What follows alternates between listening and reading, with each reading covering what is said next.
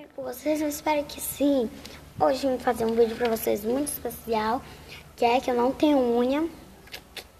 Então, sempre como eu saio assim, eu finjo que eu tenho unha, né? Então, a gente vai ter unha. A gente só vai precisar de flor,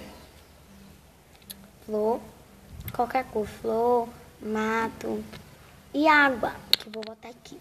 Se vocês querem assistir, se preparem.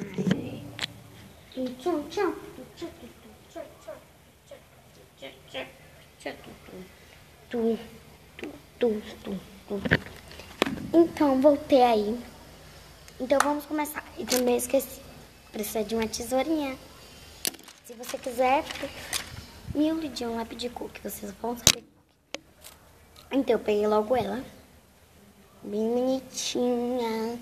Tem branco aqui e tem coisa aqui. Então, eu posso escolher qualquer coisa. Então, eu vou arrancar aqui uma flor. Uma pérola. Vai saber por quê. Então, essa pérola, ela tem uma coisa aqui que não dá pra frente, que é a unha. Nem aqui.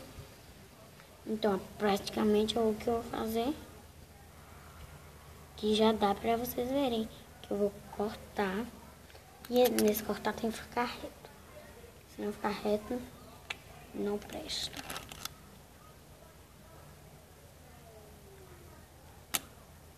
Cortei.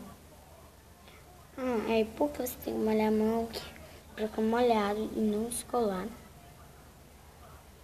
Aqui coisa da minha unha. Não prestou essa. Então eu vou pegar uma muito mais grossa. Peguei as mais grossas daí que você acha. Eu peguei logo um buquê.